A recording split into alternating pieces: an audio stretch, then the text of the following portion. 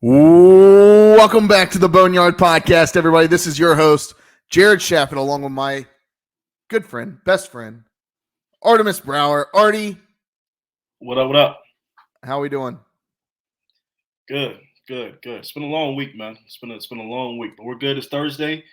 We're almost at the end of the week. I got a friend's wedding I'm going to this weekend, so I won't be around watching much college football, but gonna enjoy the festivities this Saturday for Mike and Anna. So looking forward to that. Awesome, yeah. Congratulations to Mike and Anna. They are making the same mistake that I made of getting married during football season. Sure did.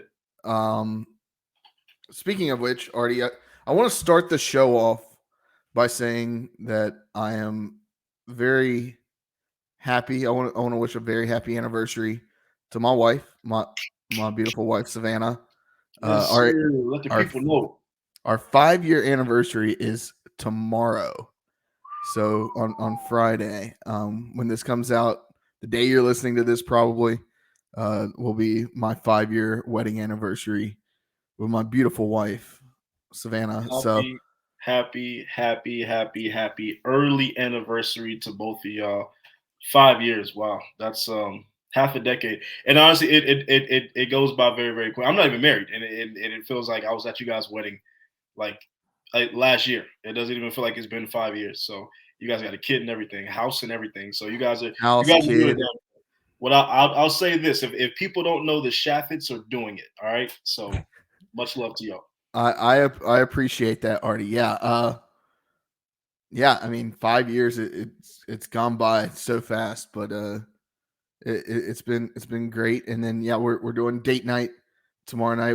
We're taking our daughter with us to a nice restaurant. We'll see how that goes. We got our daughter will be 5 months old. I guess on Monday. So wow, 5 months on the 5-year anniversary. Yeah, so lots going on in the Shafit household. But Artie, I know you spent some time with family tonight. How's everything going? Good, man. Mom's is good. Mama Duke's is good. Brother is good. Everybody's just grinding, doing their own thing. Ashley's good. So we got some things that we're working on too that we're gonna let everybody know here shortly. Just to just through that little tidbit out there. Not gonna tell you exactly what it is, but you guys are smart. You can figure it out. So that'll be coming soon. I mean, Artie, you're probably gonna have to tell me after we record. That's fair. You're gonna have to tell me after we record. That's cool. Well, Artie, number 64. Do you have a number 64 for me? I do have another number 64, and hold on. I'll look this up on my phone. This may be chalk, but I'm gonna be honest with you. Before today, I really hadn't heard of this guy, but he's supposed to be like an NFL legend, NFL Hall of Famer, and I'm losing it. I know we're on live, and I'm losing it. Come on, I'll go then. I'll go. Go ahead. My guy, he only wore it one season. More known for wearing the number 15. So when they only wear it one season, I don't consider that chalk. That's not chalk for somebody wearing 64. He only wore it the 1 year. Mine is, MVP, 4-time All-Star, 4-time Gold Glover, Wilson overall Defensive Player of the Year, Rookie of the Year, 2-time World Series champ, and a Silver Slugger Award winner. Had over 1,800 hits, 140 home runs. Played for the same team his entire career. I'm going second baseman Dustin Pedroia, better known for wearing number 15. It's definitely chalk. Dustin Pedroia, that's chalk. Come on now. He wore the number for 31 games, Artie. But still, that name, anybody that's watched baseball knows the name of Dustin Pedroia. That's absolute chalk. Funny enough, Artie, David Ortiz, who hit behind Dustin Pedroia told this story at the David Ortiz roast that when they had played together for 9 years and David Ortiz didn't know his name. 9 years. Yes. That's not true. That's not true. Dustin Pedroia told that story. That is not true. It's not true. It's not like Dustin Pedroia was a bat boy or one of the janitors. You're talking about one of the best players on the team. There's no way they didn't talk, interact, know each other. That's not true. That is not a true story. Hey, no way. That's what he said. Go watch it. It's a funny clip because he's like, yeah, David was like, why are they calling you Dustin? Why do they keep saying Dustin? That's not your name. And he was like, David, that is my name. So what did he think his name was? I can't remember. He said what he thought his name was, but awful. Yeah, awful. David I Ortiz. tell you what, when you're as good as Big Papi and as rich as Big Papi, I guess you don't need to know people's names. So for sure. Artie, you're 64. You got it. Jerry Kramer, yes, the NFL Hall of Famer, Hall of Fame lineman. I'm continuing this string of Big Uglies. And I'm going to continue this string because I ain't got nobody else to talk about when it comes to these numbers. So Jerry Kramer, yes, he did play for the evil empire that is the Green Bay Packers, but historically they are the better franchise than the franchise that I root for, so I can't hate. But Jerry Kramer, NFL Hall of Famer, played under the great Vince Lombardi, was on those championship teams back in the 60s. So that is my 64 for the week. Shout out Jerry Kramer. So I've done Jason Kelce. Who did I do after Jason Kelce? I forgot who I did after Jason Kelce. You did Jeff Saturday. Jeff Saturday, and now Jerry Kramer. There we go. It's a good one. Those are some good ones. All right, Artie. First things first, get it out of the way. The Boneyard Podcast is proud to be members of the Variety Sports Podcast Network. Go check them out. Some big news came down the pipe yesterday for the Variety Sports Network. So stay tuned. The 5-Hole Podcast, hockey podcast coming soon. Your boy's gonna take a step at it, and we're gonna see what happens with the 5-Hole Podcast, a hockey podcast. So if you're interested in the NHL, all things hockey, check it out. The 5-Hole Podcast. All right, Artie. Let's get into it. ECU finally looked like a competent football team last week. Looked like a completely different team. Look, I know that they played Gardner-Webb. Gardner-Webb was a damn good team last year. Returned a lot of guys this year. I'm just gonna throw this out there. I mean, they looked like they were playing on the field with a high school team. They did. Like, it looked like they were playing a high school team. And not like a good high school team. They looked like they were playing like my alma mater, North Davidson High School. Which, hey, North Davidson used to be pretty good. North Davidson back in the day was pretty good now. North Davidson now, not so great. But yeah, Artie, I'll admit, going into last week, going into Saturday night, I was worried. And then the boys came out and showed off. And yes, it was an FCS team, but it was a full 60-minute onslaught beat down of a team that is not as good as you. Make no bones about it. That's what it was. And it was a very fun time to be a ECU Pirate last weekend, seeing that, being on the right side of that for once. It was an absolute sigh of relief. I mean, that's first and foremost, sigh of relief. You breathe a little woosah. Okay, whew, we do know how to win football games. Okay, cool. Like that's exactly what that felt like. Obviously, yes, we, like you said, we know we're playing an FCS opponent. We know we're playing Gardner-Webb. But I'm gonna be honest with you, like, if anybody thought we were going to beat Gardner-Webb 44-0, they were lying to you. Like, they were absolutely lying to you. I thought that was going to be a closer game. I thought Gardner-Webb was going to give us some competition, some real good stiff competition. And like you said, I was nervous. I was absolutely nervous that not only Gardner-Webb was going to compete in that game, but kind of scare us towards the end and maybe try to sneak out of Greenville with a win. So the fact that we controlled all three phases, offense, special teams, defense, forced 5 turnovers, and we'll get into all that here in a minute. But the fact that it was an absolute team win, and it builds the confidence, right? Obviously we're in the stretch of our season now where this is sort of redemption mode, and we have some opportunities, we have some chances against some teams that are not juggernauts, that are not unbeatable, unstoppable forces.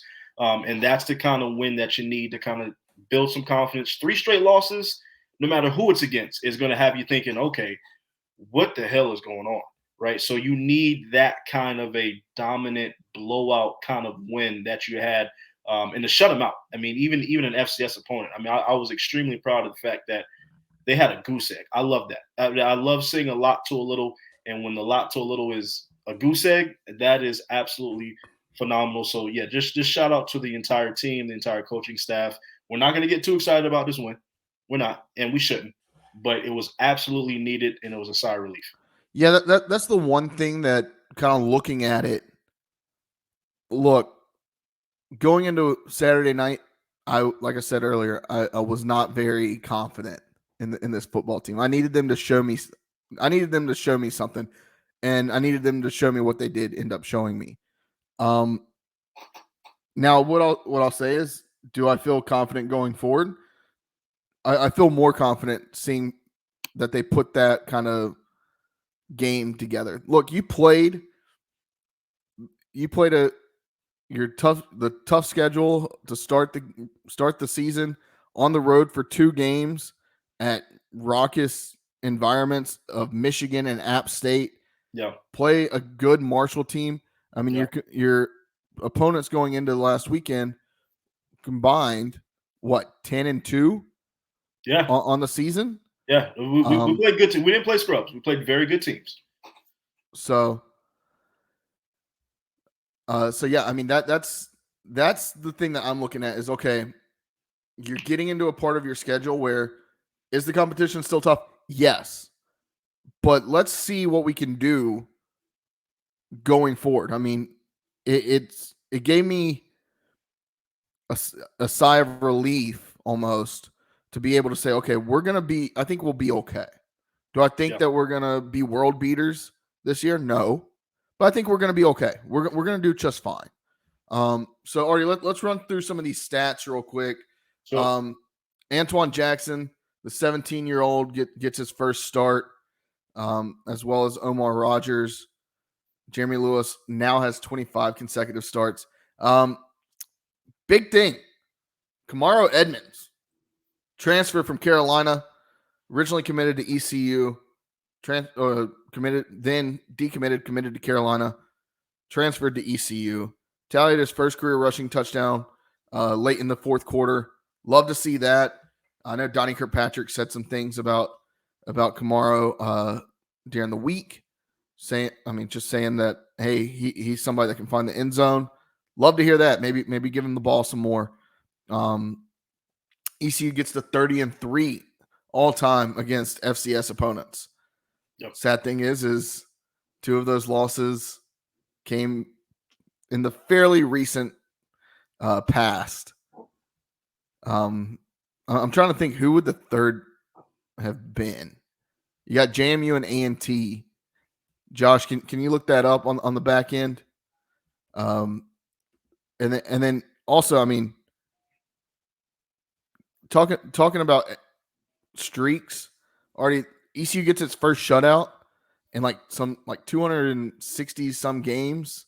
I think it was like 268. Yeah. Don't say that that's a factual number. I'm going off of what I think it was. First shutout, and ECU hasn't been shut out in over 316 games. 316, baby, and counting. Dating back to 1997. So yeah, I mean, lots of good. Last time, let's see. Here's the one that stood out to me. Gardner-Webb was the first ECU opponent since TCU, Texas Christian University, to lose 5 fumbles in a game against the Pirates. Yeah. That game was 253 games ago on November 23rd, 2002. Artie. I didn't care nothing about football in 2002. I'll tell you that. Wow. A long time ago. Gardner-Webb had the 7th fewest yards as an ECU opponent in history, with just 107. I mean, that's crazy.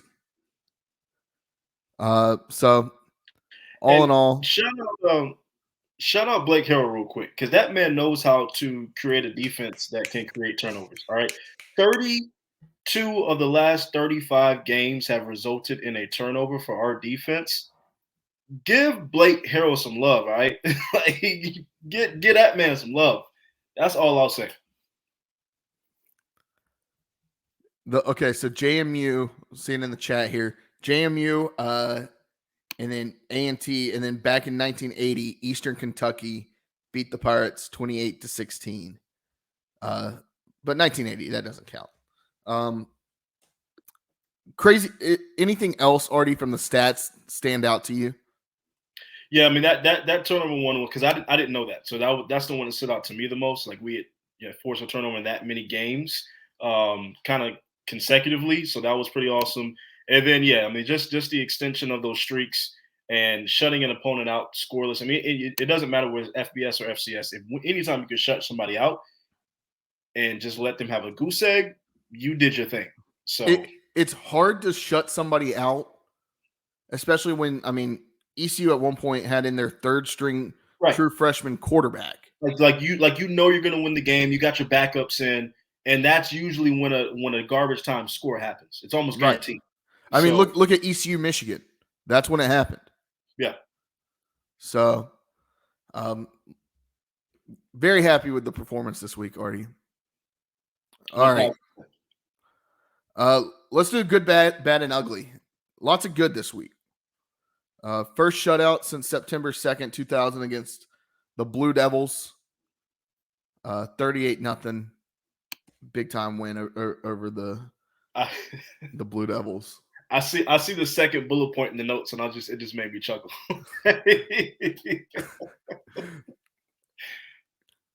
Yeah, I mean, hey, it's good.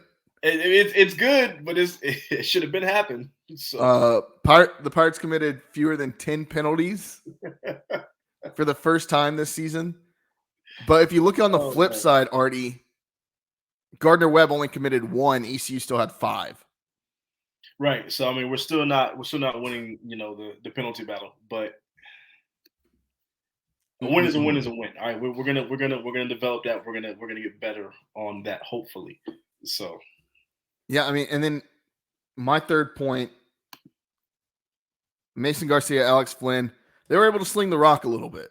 Granted, we're taking this whole game with a grain of salt. Right. Playing Gardner-Webb, an FCS team. Look, that FCS team hung in with App State week 1. Put it out there. That's exactly what happened.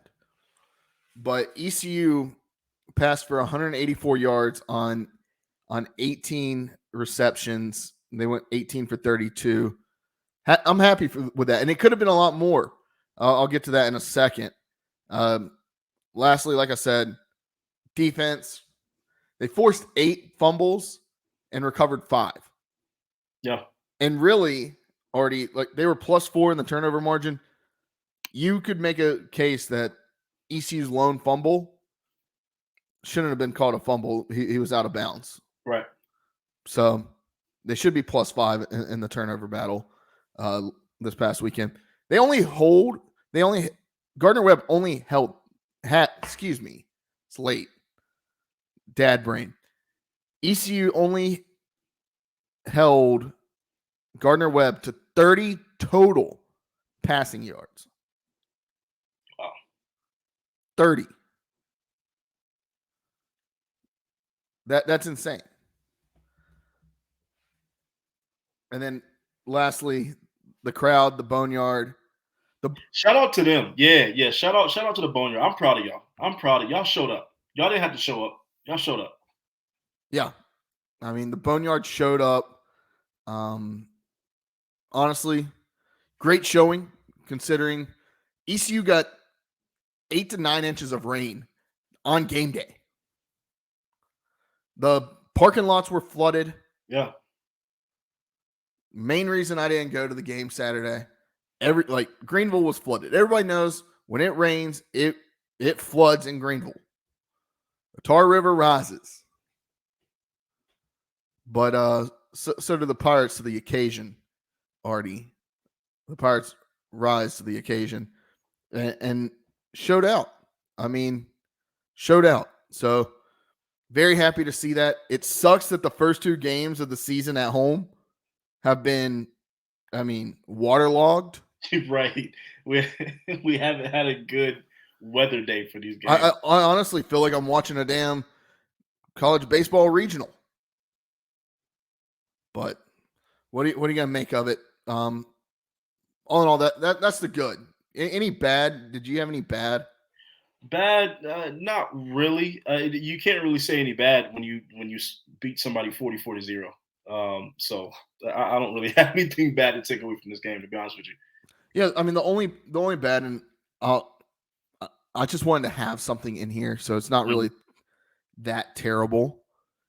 The biggest bad for me was we're still dropping passes, wide open, still dropping passes. Hey, I get it, it's raining, but there's some passes that Hey, you look, just have to make. Jared. Look, it's D1 football, baby. This big boy football.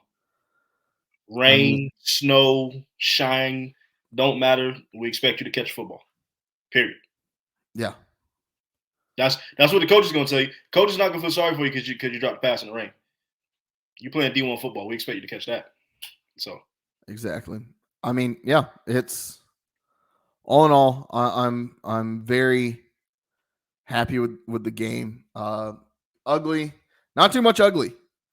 I guess you could say that the 2 3 and outs that ECU had was ugly, but I mean, which, if we're we, being we held honest, Michigan to a couple 3 and outs. It if happens. if we only have 2 3 and outs every single game, I'm we're probably happy. going undefeated. Donnie Kirkpatrick's going to sign a lifetime contract. Donnie K is one of the best offensive coordinators in the country. If we only have 2 3 and outs a game, so And it doesn't matter the opponent. no. I mean, you have a couple plays where you make a bad pass. Okay. Somebody drops a pass. Okay. You run it up the middle. DK special. So, yeah. And then I wouldn't even say this is ugly. Gardner-Webb didn't want to score in the second half.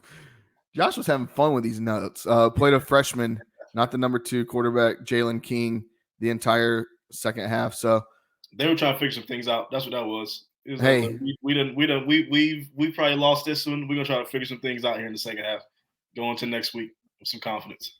yeah, for sure. So, Artie, your biggest takeaway from this game? Biggest takeaway is this is exactly what we needed out of this result, right? We're not going to get too excited, not going to get too amped up or hyped up about this, but this is exactly what needed to happen. It's not a win that we thought we were going to see. We did not expect or think that we were going to see ECU win 44-0. So it's absolutely, I'm absolutely ecstatic to know that, we came out here and we handled business against somebody that we were supposed to handle business against, and absolutely had our way, even in the conditions. So my biggest takeaway is now let's build off of this momentum. Let's use this. We got Rice coming up. Rice is not a slouch. We're going to get into Rice here, in the next few minutes. Absolutely not a slouch. It's not going to be an easy game. Try to go in and win. Still got Charlotte on the horizon. Got SMU on the horizon. But these next 3 games, right? I mean, there's opportunity there. There's definitely opportunity in these next 3, and we're sitting at 1-3, and we have opportunity. So I want to see if we can actually build off of this momentum going into what's going to be a tough stretch in the last 4 games. Yeah, I mean, Artie, to be honest with you, if you told me, hey, you start the season 2-3, 2-3 sounds a lot better than 0-3. And I'm probably disappointed, but okay, we dropped a game here or there. The first 3 games we knew were kind of going to be a toss up. They weren't really a toss up, but they were closer than what I think the box score showed. Artie, let me ask you, with the first win of the week, Yeah. bad to the bone player of the week. Do you have one? Is there somebody that stood out to you? Ooh, I really want to give it to that whole defense. To be honest with you, if I would like to just to single out the entire defensive unit as my bad to the bone player of the week. The offense did their thing, but they weren't like special or anything. They just did what they needed to do. That defense, that entire defense showing up, forcing those 5 turnovers, could have had more. Could have had 8 if they wanted to have 8 right in a single game, which is absolutely absurd. 5 in a game is absurd. But just the way they continue to me to get better, they continue to grow, get better, gang tackles, show up, tenacity, grit. I just want to take the life out of you. That's what I want to see out of my defense. I don't want to see finesse out of my defense, not necessarily. Maybe something from my secondary every now and then, but really what I want to see from my defense is I am going to outgrind you. I'm going to outwork you. And I'm going to enforce my will upon you, and there's nothing you can do about it. Period. And that's what I'm seeing from this ECU defense. So my bad to the bone player of the week is the entire defensive unit. Yeah, for sure. I thought about going that way. I'm gonna go on the offense. Javius Bond. I think. I mean, we've talked about him the past couple weeks. He's shown glimpses of being kind of that breakout guy. Yeah. Well, this week he was that guy. I mean, talking about him, Artie, you got something? No, go ahead. I'm just gonna add something to it when you finish. Yeah, I mean, going 65 yards on 9 carries, 7.2 a carry. I mean, a touchdown. Had a long of 18. I mean, I don't think coming into this game, ECU had a rush of over 15 yards. They had 2 in this game against Gardner-Webb. Rajay Harris, the whole running back room looked great, right? Rajay Harris got it started early, had 16 carries, 64 yards. I think after they started putting the screws to him, I think Coach Houston, Coach Kirkpatrick, and staff were like, "Hey, let's maybe pull him back a little bit." So all in all, running back room, but highlight Javius Bond. Yeah. And I was also just going to add to that, Raheem Jeter. My man got some burn this past weekend. So shout out to Jeter going into the game, getting some burn. Let a touchdown drive out there. So shout out to Jeter. The future of that quarterback room. No, I was about to say Greensboro kid, but he's not a Greensboro kid. Yeah, no. He's from Spartanburg, I believe, South Carolina. Artie, take a guess at what Raheem Jeter's QBR is right now. Oh man, I mean, it's low. It's low. But is it low? Yeah, I mean he was 1 for 2 on passes, had a half a yard pass. That's all right. He just needs some game experience. I don't know what is like a 5, like a 10 QBR. I don't know. 2.5. 2.5. Jeez. And honestly, Artie, Mason Garcia was 9 for 12 with 89 yards and had the highest QBR on the team.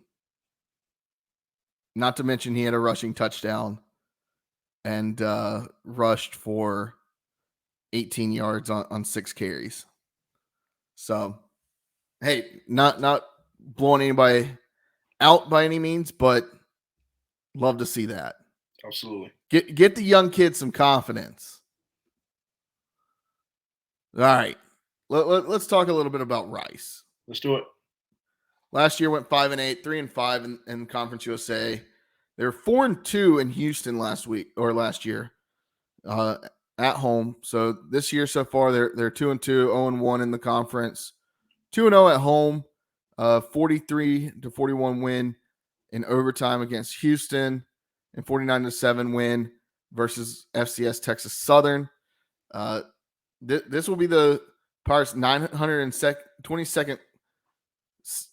Sorry, ECU's contest against Rice will be the Pirates' 922nd since the start of football in 1932. They're currently 463 and 447 with 11 ties.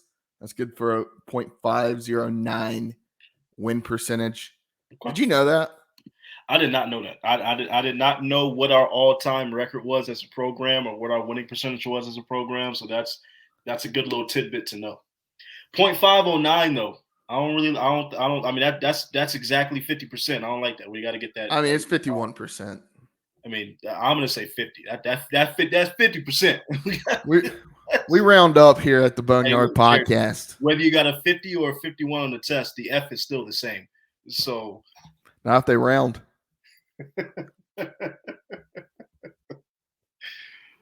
Now if there's a curve, Artie. hey, I lived off the curve. Yeah, I know you did. Mike Bloomgren entering his 6th season as the head coach at Rice. He's 18-41 all time. This is going to be Rice's 2nd game in the conference play since joining the American. Overall, Artie, what are your thoughts going into Rice? This honestly feels like a much different Rice team, right? Like, in the years past, you just circle this as a W. Truthfully, no shade, no hate, no disrespect. You would just circle this as a W. It's Rice. Not going to give us much pushback, much competition. This doesn't feel like a circle as a W kind of game. Rice feels different. They got that overtime victory against Houston. They're undefeated at home right now. Looking at their other games, I know they lost to Texas 37-10. That's a respectable loss to a top 3 team in the country. Their other loss was this past weekend. South Florida. So, I mean, South Florida is honestly the shocker of the American Conference so far. They hung with Alabama, had a chance to beat Alabama in South Florida, which, their fans are absolutely obnoxious, and they're South Florida 13 of them entity in its own right. But this is a challenge for ECU. ECU is going to go to Houston and have a challenge. This is not going to be an easy game for us. I don't know if we're favored, and if we are, probably not by much. No, we're right now a 3.5 point dog, which makes sense, honestly. I mean, we're going to Houston. They're undefeated. They're 2-2. They got a better record than we do. It makes sense that we're a 3.5 dog, to be completely honest with you. So this is going to be a challenge, unlike it would have been in years past going into Rice. Yeah, Artie. I couldn't have said it any better. I mean, Rice has shown that, hey, we can compete. There's a lot of teams this year in the American that are very similar, right? Like, yeah, you've got some teams that are 2-2. You've got, I think, 3 teams are 3-1. A lot of teams are 2-2, and a lot of teams are 1-3. Yeah, American's not looking too hot. But with that being said, I think the American has played a fairly tough schedule to start the season. I mean, probably tougher than most other conferences, G5 conferences. And what I'll say about that is, I mean, look at it. I mean, Tulsa played Oklahoma and Washington in back-to-back weeks, right? Tulane, their only loss is to Ole Miss, who had Alabama on the ropes for a while on Saturday. And, man, Alabama doesn't look great. I'll just say that right now. Well, they got a quarterback problem. So anytime you got a quarterback problem, Jared, you're not going to look that great. So wonder where that sounds familiar from. Yeah, I mean, all in all, the Americans played a tough schedule, right? And I look at these teams, and a lot of them have played in games like ECU has played in, and I look around the conference, and I'm like, maybe it's not so bad. Yeah. Right? Like, maybe, yeah, the conference plays a tough schedule, but maybe it's not so bad here in Greenville. We'll find out this week. They just dropped the uniforms, Artie. I don't know if you saw that. Fire. ECU going with the white helmet, white tops, and gold pants. Yeah. Love it. God, we got to get a gold helmet. I think both teams are actually going to have fire uniforms in this. This might be one of the better uniform matchups of the weekend. I don't know. I'm not so excited about like the powder blues or whatever that Rice is going to wear with the gold pants against ECU. I think that's going to clash a little bit. It's going to clash, but individually, yeah, teams are going to look fire. Yeah. I mean, Rice going with for the second year in a row going with the Houston themed logo or Houston themed jerseys. An ode to the Oilers, Houston Oilers. So yeah, it's gonna be a fun one on Saturday. I think 7:00. It's gonna be a late one. Late kick comes Saturday. That's bedtime. That's I'll let you bedtime. have time to watch that one. Well, we'll see. I'll probably be somewhere at this reception. I'm gonna see if I can sneak this in. Watch the game on my phone. I got ESPN Plus on the phone. It won't be that hard. You really need to watch it. Hey, I mean, I got caught watching ECU Old Dominion on was it Old Dominion? Yeah, I think it was ECU Old Dominion on my wedding night. ECU went on a walk-off field goal. September 29th, 2018. Hey, look, I would be doing the exact same thing. Hey, I mean, you got to. You got to. Let's see here. Oh, 1 second. I see what we did here. Give me a second. We're gonna have Matthew Bartlett on the podcast. Matthew is the host or the managing editor of the Roost, covering Rice sports. Nice. So he's having some technical difficulties joining. Give me once. We'll get him on. We'll get him on in just a second. But Artie, let's keep talking about ECU and the path forward after this game against Rice. Yeah, it's Rice, and then I know you have an off week, then Charlotte. So it's Rice off week, then Charlotte. No, Rice off week SMU. Thursday night against SMU. Yep. Then Charlotte, and then we get kind of to the gauntlet of it with UTSA isn't as scary as we thought. So I mean, really, these next 4 games, there's opportunity there. There's absolutely opportunity in these next 4 games.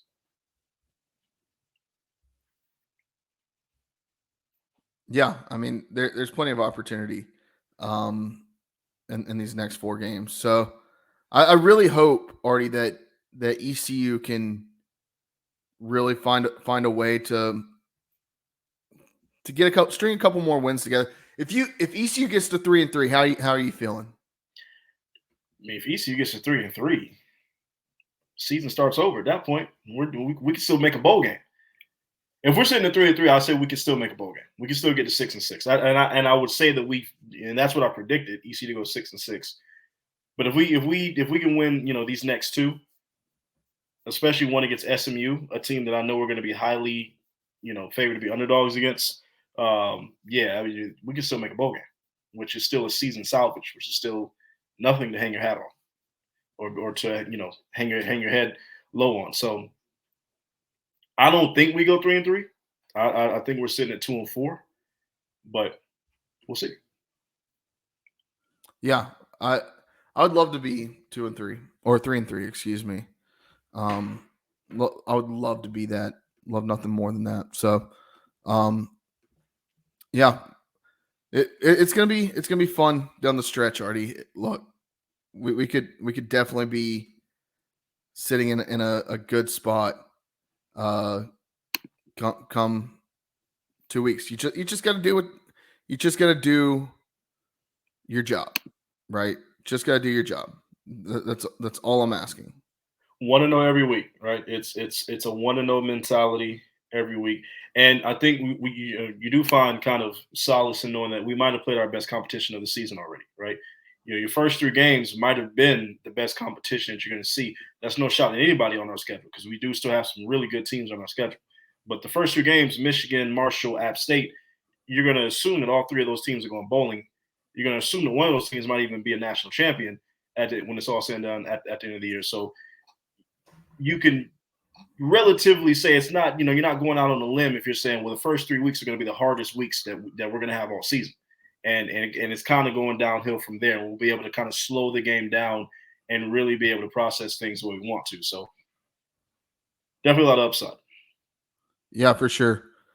All right, and we got Matthew backstage, so we're going to bring him on the Boneyard Podcast. Matthew Bartlett.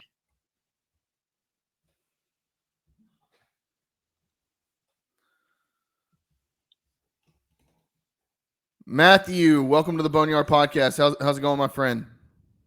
Hey guys, it's going well. Thanks for having me on. Yeah, sorry about that. I don't know what got mixed up in that email. I guess one of our links got mixed up. I don't know. So apologies for that. Thank you for working with us and coming on. How's everything going down there in Houston? Yeah, we're here now. That's what matters. That's for sure. Matthew, just gonna come off the hop. I mean, JT Daniels goes down last week. Looks honestly pretty bad at one point. Guy's been everywhere. What's going on with JT? Is he going to be able to play this weekend? Well, that's the $1 million question, right? As of right now, we went through some optimism that he potentially might have been able to go back in on Saturday against USF. Coaching staff decided to hold him out. Didn't participate in practice during the week so far, but talked to Bloomgren today, and he still said he's pretty confident that he's going to be able to go and is going to give it a good shot. I think, honestly, you're talking about a guy who this is his chance that he's been waiting for, bounced around and has gotten a starting job and is doing pretty well. If he can go, he's going to try, even if that's on one leg. And honestly, from what we've seen so far, JT Daniels on one leg might be better than most quarterbacks in the country. Yeah, and Matthew, kind of continuing on JT Daniels, right? I mean, this is a journeyman quarterback. I mean, he's a guy that's been everywhere. It feels like he's been playing college football for 30 years at this point. But why Rice? Why do you guys believe he made that decision to come to Rice and want to finish his collegiate career out? I mean, it's really simple. Mike Bloomgren recruited him when he was in the 8th grade in California. So the relationship between coach and quarterback has gone on for a dozen years, something like that. At this point, Bloomgren was first to offer him. That was Bloomgren's first offer of the class when he was at Stanford. And every time JT Daniels has entered the portal since, Bloomgren has been one of the first calls. So when he left USC to Georgia to West Virginia into the portal again, Bloomgren met up with him and gave his pitch one more time. And finally, it made sense and it matched up. So had it not been for Mike Bloomgren and that relationship, he would not be at Rice. And because of that, Rice fans, and from what people have seen so far, got a pretty exceptional quarterback at a place that usually doesn't get those of quite this caliber. Now, it looks like Rice, I mean, fairly pass-heavy offense. I believe still averaging, 80 yards per game on the ground. Tell us a little bit about how we'll see this offense kind of come out on Saturday.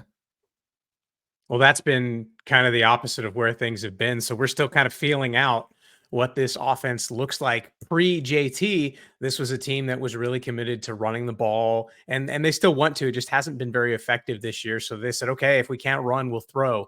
So I think that's going to depend on what we see from JT, how able he is, how much he can go. If he is in and all things are firing like normal, I think you'll see a very pass-happy offense again. But I do think, they'll probably have to see a couple things, because even though Bloomgren has said we're okay, leaning to the air if we have to, a former O-line coach wants to be able to run the ball. So you're going to have to see some creativity, a couple things thrown in there to get the running game going. So yeah, I think it'll be pass heavy, especially if JT's out there, and you'll try and see where they can mix in enough run to hopefully keep the defense honest.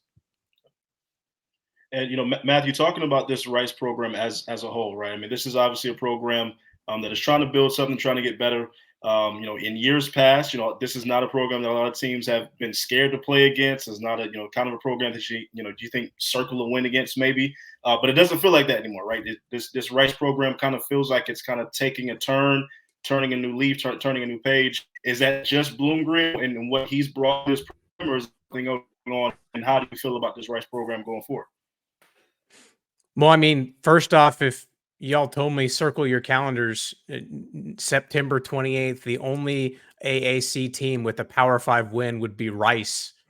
I'm guessing not many people would have had that on their bingo cards. So that's a surprise for some. I guess everybody outside of the Patterson Center at Rice. It's been interesting with Bloomgren since he's got here, since he has now signed three of his past four classes have been the highest rated recruiting class in program history. So the talent on this roster is quite literally better than it's been, at least in the recruiting era. Rice had some really good teams back in the day, but recruiting era, at least it's a talented roster. You got a talented quarterback. They've progressively built from 1, 2, 3, 5 wins last year in a bowl trip. So it's the progression has been incremental. It's been slow. It's been frustrating at times, but getting the Houston win and just having JT, everything kind of working well with the offense, it kind of feels like the program is kind of taking that step. And you're right. The team that was the doormat at least is now going to be competitive in every game they play in a conference that's at a higher level than they've been at in quite some time.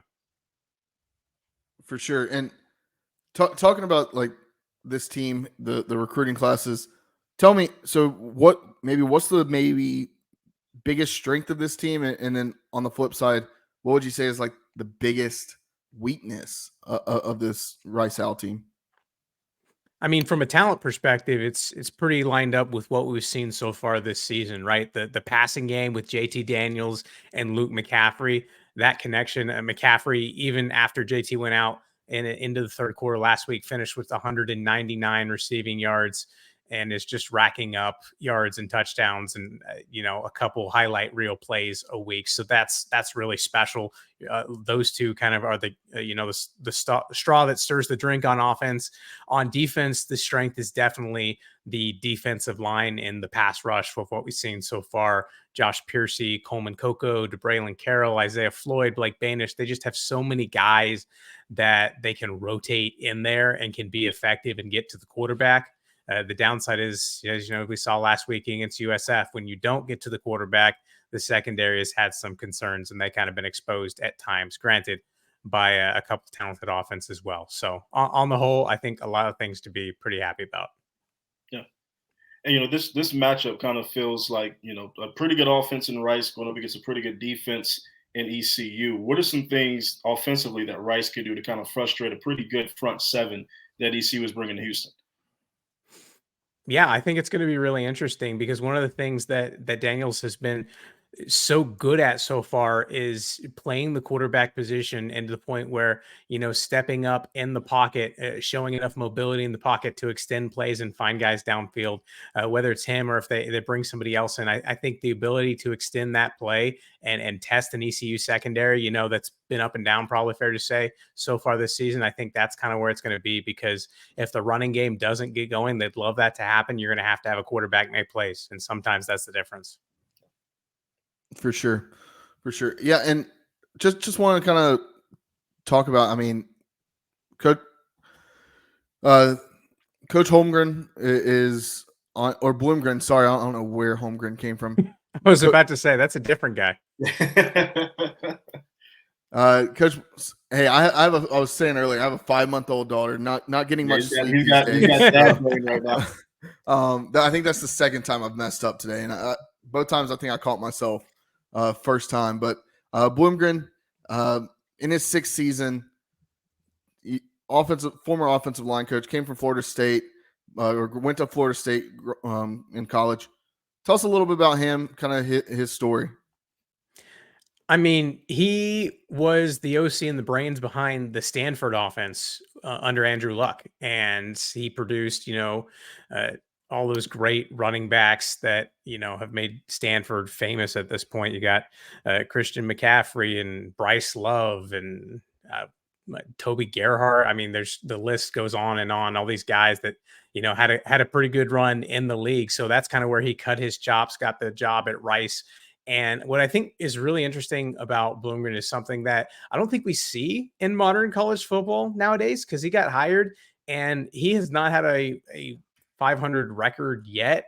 And he's still here at Rice. He's been given patience to build a program. And through that process, we've kind of seen him grow and develop and learn and pivot to the point where, a run heavy team becomes a pass heavy team, and he's kind of built the talent around him. So I think what's most interesting about him is kind of maybe a countercultural move in the sport today is like, hey, if you give a guy time, if you give a guy resources, what can happen? And that's why I think this year is so interesting to watch. That, yeah, it took a while to get here, but if he can get things going, then, maybe it was worth it. Matthew, I kind of want to ask you a fun question here, because we were talking about this earlier, but I want to ask you about the unis that Rice is kind of wearing this weekend, because it kind of feels like a really good matchup of uniforms. ECU's kind of going with their classic uniforms, and Rice is doing the throwback to the Oilers. So kind of what went into that and why they want to do it this week against ECU coming in Houston.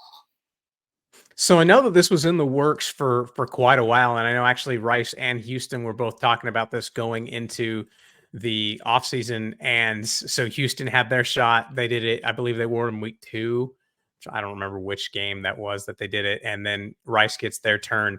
And, with the victory over Houston, I guess claims the right to wear the powder blues. So people are pretty excited about that. And yeah, I mean, ECU's, man, the purple, they got some great uniforms. So I'm all for it. I think it's going to be a fun one this week. And Rice has kind of stuck pretty close to home on some of their uniforms, but the past couple of years they've had a good one here and there. Their space one last year was fantastic, and the baby blues this year looks great too. So I'm all for it. Yeah, I could sit and talk uniforms all day long. Let me ask you, and you can say I don't want to answer that. Who would you say has the worst uniforms in the conference? I think I have my opinion. Oh, in the conference, let's see. I gotta familiarize. Who else is on the docket now? You could say I'm not like a Temple. I'm looking at the list I was here. thinking Temple. The Temple color, it's kind of rough. I don't know if I'm on that. Charlotte's, I'm not. The gold and green, it doesn't work for me. Tulsa, at least like the lighter green, like UIB with the darker green, that kind of works. Tulsa, we just got a lot of red and blue. Actually, that's the problem. Maybe it's just so much red and blue. It's the gold helmets that I hate. They're gold helmets that Tulsa rocks. Tulsa? I don't know. Just I could go. If I'm going to be honest, I don't like tiger stripes. So the Memphis blue with the shoulders, okay. I'm out. I don't like their helmets. Feels kind of gimmicky. Yeah. I can see that. Yeah, I can see that. I'm still Temple. There you go, Memphis. This is very bland. I'm going to go Tulsa. I'm going Tulsa. I've always thought that they just look like a high school team out there. They used to run out that quarterback, Goldilocks. The guy had Goldilocks. I don't know his actual name. Felt like he was there for 15 years at Tulsa. So it's probably better that way. Yeah. So I know there's going to be a decent contingent of Pirates. There's already a decent contingent of Pirates in Houston. I feel like a lot of people are traveling down to Houston this weekend. Any recommendations for any of our listeners that may be coming to Houston? I mean, one of the nice things about Rice and where it's located and being in Houston is you're already so close to everything. So my recommendation is, I mean, you can a couple blocks from the stadium, walk over, explore Rice Village. You got all your shops and places to eat. You can go get your local joints. You can go get your chains restaurants, get you a Hop Dottie, some tacos. I'm sure there's some folks from the Carolinas that could go for some tacos. So there's a lot over there right by campus. So you can't go wrong. Check out that place. Absolutely. I guess we got a late game, so go grab lunch and then walk over. For sure. And I mean, we all know that, Rice is a top university in the country when it comes to academics. What's the tailgate scene? Anything like that going on before the game? They've actually kind of amped it up. I think this is one of the cooler things that they've started doing with the move to the American. They have a tailgate owlie. Yes, pun off the owl, right behind the stadium. I know you cringe a little bit, but then you just embrace it. It's good. So they'll have some live music going on right behind the stadium. that you can go ahead and check and listen to. I believe it's a craft beer festival this weekend, which you can't go wrong with. So right by the stadium, they'll take care of it. You'll be all right. For sure. Artie, any other questions? Anything else that you feel like we need to talk about? I didn't have any other questions. Can I jump on y'all? I want to get kind of your perspective, because as I know you all been living in ECU world for a while. What's kind of the thoughts on where this matchup is with Rice? Because I think it's pretty interesting. You got a new team, not a historic power, kind of looks like they're punching above their belt, and then you got ECU sitting at 1-3. Kind of what's at stake for the Pirates in this game? What are the temperature on each side? We were actually just talking about this before you hopped on it. It's one of those things where ECU fans are not happy right now. A lot of fans are feeling pretty down in the dumps, and rightfully so. The offense has been abysmal at times, and this is, I mean, you got to remember, this is a program that 10 years ago we had Shane Carden and Justin Hardy slinging it all over the place under Lincoln Riley, right? So you think about that, and you think about, okay, well, what are we doing here? When go through 3 games, I think ECU had 3 offensive touchdowns and 2 defensive touchdowns in the first 3 games. So this isn't an ECU style team that most Pirates are used to watching. Yeah, I mean, a lot of Pirate fans are looking at this and saying this is a must win. And that's nothing against. I know, it's interesting. Rice. I've heard similar things from the Rice contingent. A lot of pressure on a Week 5 game. Yeah, this is honestly, I haven't looked at the full slate for the American, but I mean, overall, this might be the game of the weekend in the American Conference, just because you got 2 teams that are going to fight it out, and I think the confidence boost from last week may help out ECU a little bit. You got 2 fairly inexperienced quarterbacks. You got a fairly kind of put together front or offensive line, which, I mean, the offensive line is not that great for ECU. So overall, it's like they got to figure it out, and everybody wants them to figure out sooner rather than later. Next week. Yeah. Now, it's absolutely a must-win for ECU in this game. When you put yourself on 8-ball 0-3, and your only win right now is against an FCS opponent, and you have an issue that Rice doesn't have, which is a quarterback issue, which is what we still have currently, that we're still trying to figure out, is absolutely a must-win. So 2-3, you feel a whole lot better leaving Houston at 2-3 than you do 1-4, and you're almost packing in the season. So it's absolutely a must-win for ECU this weekend. Now, one question that I didn't ask you and that I like to typically ask is, from an outsider's perspective, East Carolina University, we all think that, hey, we want something more than what we've got. What's an outsider's perspective of ECU? I think it's just it. When I think about ECU, I think back to the old Conference USA days and the Lincoln Riley, those high flying offenses, the points, things like that. That's just kind of what I hearken to. That's actually one of the interesting things about Rice moving to the American, is everyone's excited when you make the jump up, right, in conference realignment and you don't get left behind. But for Rice fans, it's the fact that, like, hey, we get to go play all these programs, like SMU for a year, maybe, but Navy and East Carolina, and these programs that were in Conference USA or with the WAC or had some familiarity. So getting to see ECU on the schedule, I know Rice fans were pretty excited about it. It's good to have that game back. Yeah, for the uniforms, if nothing else. Facts. Gotta love it. Matthew, thank you again for joining us on the Boneyard Podcast. Sorry that there was some technical difficulties on our end, but go ahead and plug where everybody can find you and the Roost. Yeah, at theroost.com. We're on all social media, whatever we're calling Twitter, X these days, whatever that is. So we'll be there recapping the game, talking about it. We'll had a live stream up on YouTube as well, so you can find us anywhere. And, we're excited. Thanks for having us on. And we're ready for hopefully a good football game this weekend. Yeah, Absolutely. for sure. Looking forward to it. Yeah, really excited to have this matchup and good luck going forward after this weekend. Sweet. Thanks, guys. Appreciate it, Matthew. Thank you. Once again, that was Matthew Bartlett from the Roost. Artie, your thoughts on talking to Matthew?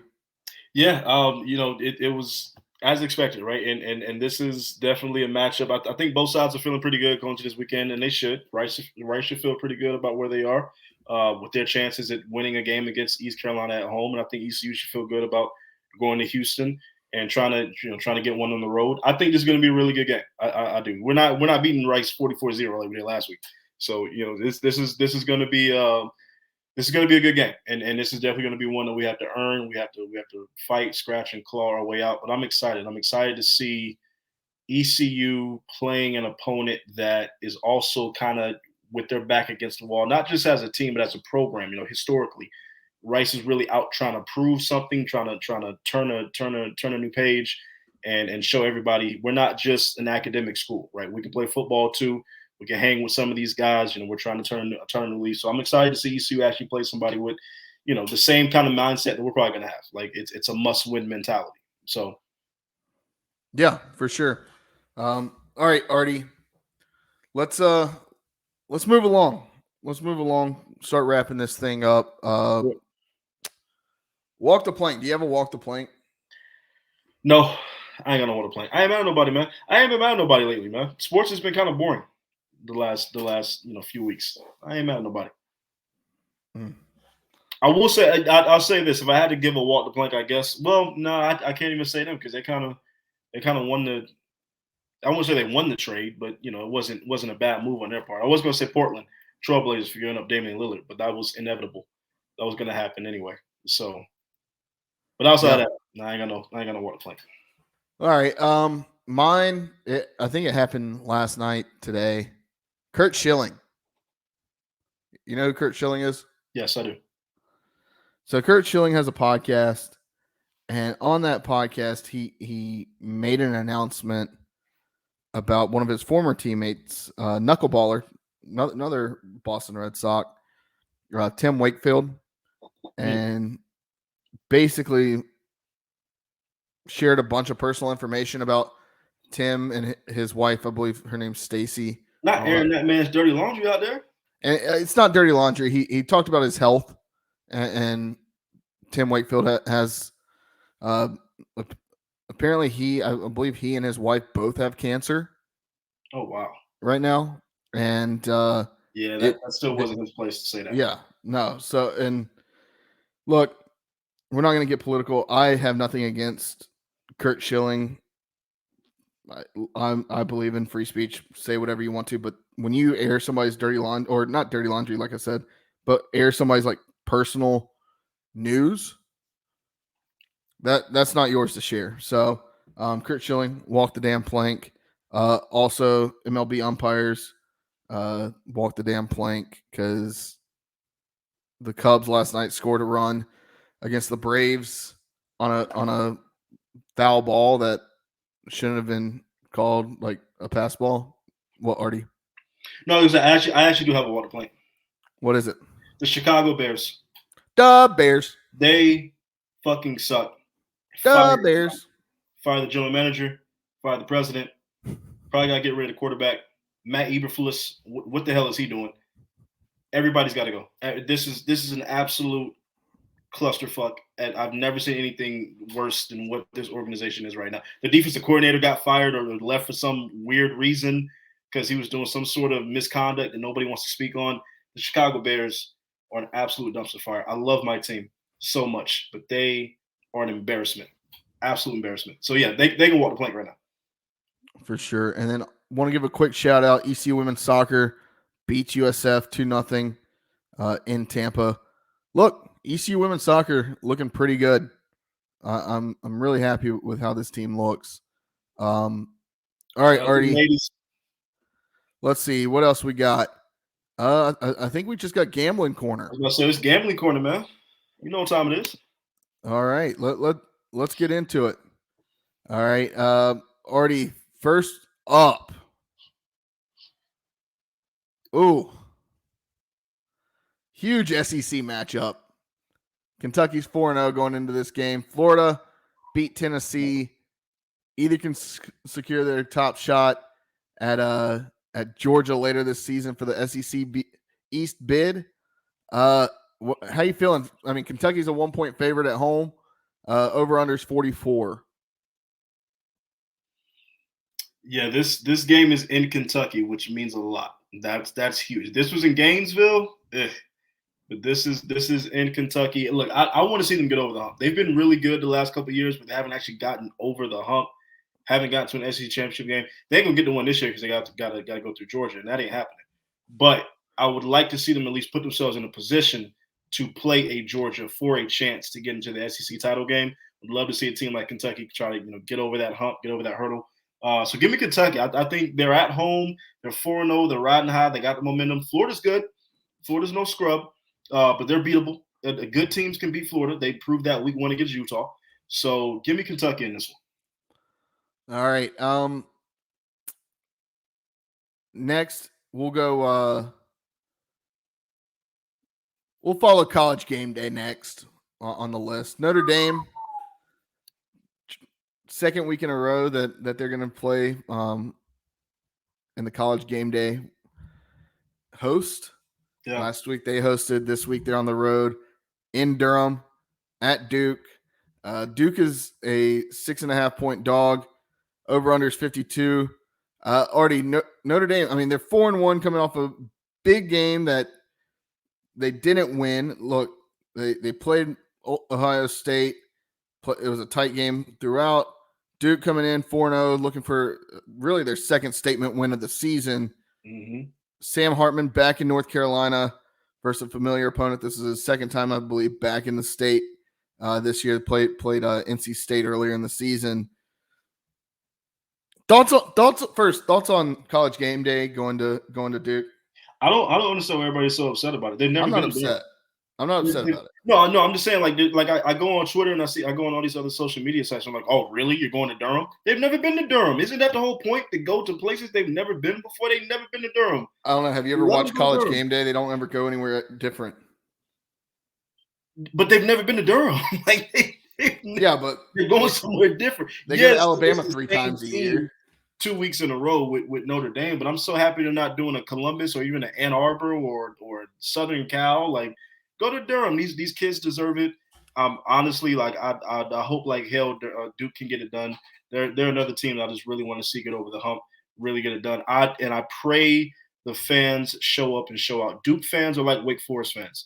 They can have a top 5 team in the country and they still for some reason don't show up. I don't get it. I truly don't understand how you can have a team that's so good, have a professional quarterback. Dude's going to get drafted. Riley Leonard is getting drafted in the NFL draft. He's a top 2, like second. He's a first or second round pick. Like, show up for these guys. Get live, get loud. If you're playing Notre Dame at home, you got College Game Day. Show up, show out. Give me Duke. All right. Duke straight up or just against the spread? Against the spread. Okay. Yeah. No, not so fast, my friend. Notre Dame looks real good. Notre Dame should have beat Ohio State last week. Honestly, they shot themselves in the foot so many times. They really should have beat Ohio State. Former Wake Forest quarterback Sam Hartman. Really like what I've seen from him. I'm going to go Notre Dame by 10. Okay. Look, it's going to be a close game, but I think Notre Dame wins by 10. It could be a little bit closer, but that's just what I kind of see. Artie, Ken Jeong is the guest picker this week. Duke alumni, famously from The Masked Singer and The Hangover. From Greensboro. Yeah, from Greensboro. Yep. Page High School, I believe. Artie, let me ask you. Who would you pick to be the College Game Day picker if College Game Day came to East Carolina University? Oh God. I mean, we gotta go big, man. I need a Vince McMahon. I need God, who else we got? That's I mean, we're not getting Sandra Bullock, obviously. Nah. And we're not doing Carter Cruz either. So I mean, nah, we're not doing Carter Cruz. Nah, give me a Vince, man. Give me Vince. Hey, and that makes sense. Charlotte Flair. Give me a Charlotte Flair. Jared Shafit. Jared and Artemis Brown. You know, honestly, who they would probably use, and it would be a good one, Mr. Beast. I didn't even think about Mr. Beast. I keep forgetting we have Mr. Beast. Yeah, now that I think about it, that's actually probably the one they should pick. That's actually probably the one. That would be perfect. Mr. Beast. That's the one. Yeah. Get those. And actually shouldn't be anybody else. It should be Mr. Beast. Get those 12-year-old viewers to. That would be the most watched College Game Day of all time. I mean, the TikTokers and YouTubers would be out there. The Twitchers, they'd be out there in full force. For sure. All right, Artie. Next up, a game that kind of looked very interesting early on or before the season started. UAB, Trent Dilfer travels into Tulane. UAB's 1-3, going into Tulane, who's 3-1, to try to really get an upset to open up their American Athletic Conference tenure.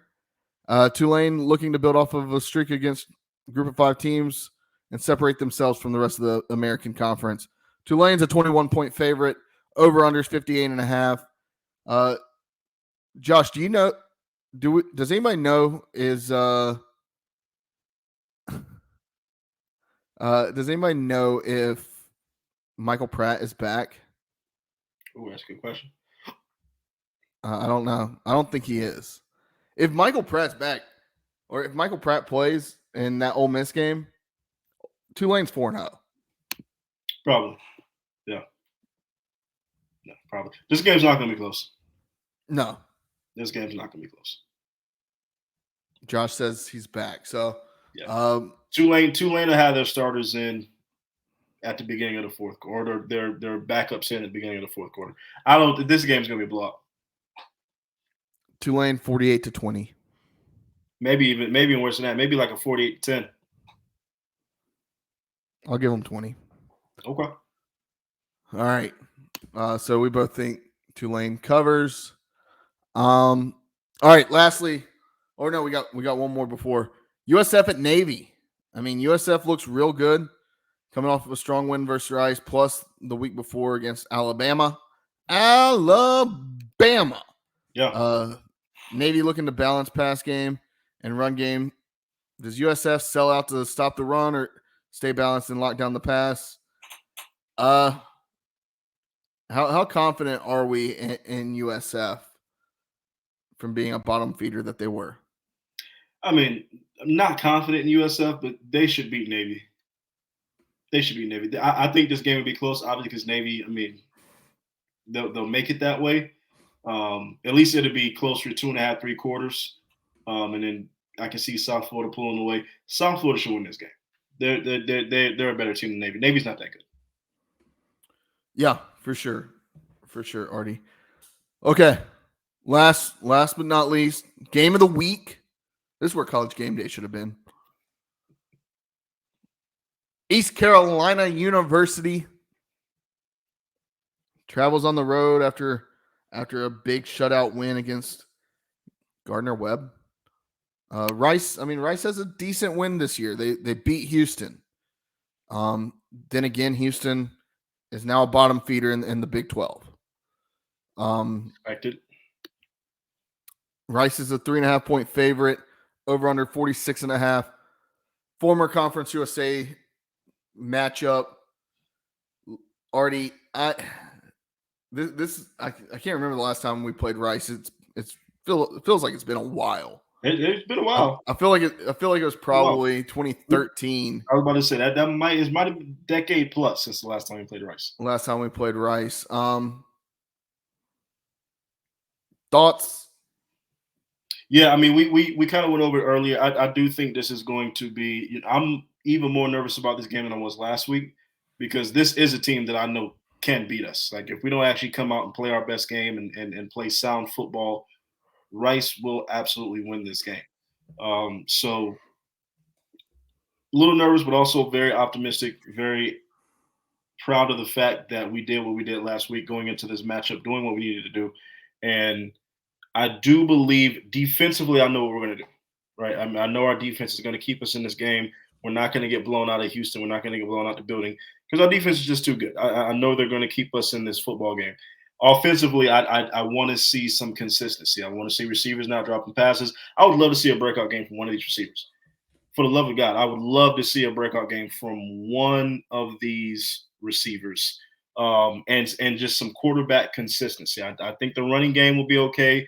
Would like to see the O-line obviously play a little bit better, but that quarterback to receiver combo, the consistency in that, I kind of want to see that turn a new leaf in this game. Whether it's Alex Flynn, which Flynn will probably be the starter, going into this game. But regardless, I want to see some consistency. I want to see somebody in that wide receiver room say, "Damn it, I've had enough," and just have themselves a day. I want to see that. We're getting into week 5 now, so I want to see somebody break out in that wide receiver. Yeah, for sure. Your prediction? Oh man, I don't really think it's going to be that high scoring of a game. I'm going to take ECU.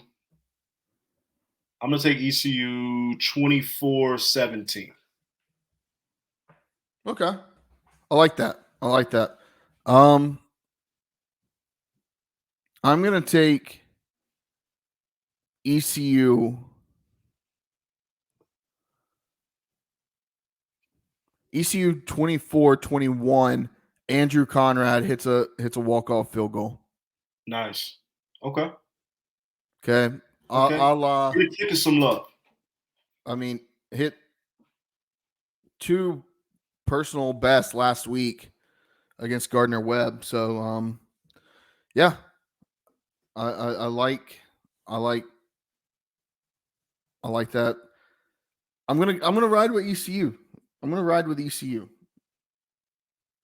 Somebody said we were negative, always negative, but we're probably some of the biggest homers around.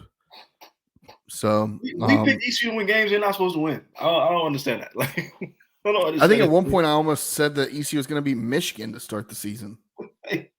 You was talking about 9-3. You was talking about ECU going 9-3 this year. Like, what are you talking about? We're negative. Stop that. All right, Artie. Last thing, Boneyard Podcast, proud to be members of the Variety Sports Podcast Network. Shout out once again to them. Make sure you follow us on social media.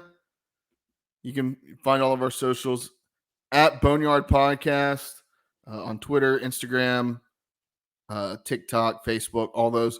Also, subscribe to our YouTube. If you're watching right now, I know a couple of you are. If you're still watching, still listening to us talk, hit that subscribe button right this second. All right. And then make sure to leave us a review wherever you may be. 5-star review. You're a friend of the podcast. 1-star review. You can walk the damn plank. Artie, let's get the hell out of here. Hey, as always, Pirate Nation, it's been a pleasure, but we got to go. Wash your hands, wash your butts. Deuce. Peace.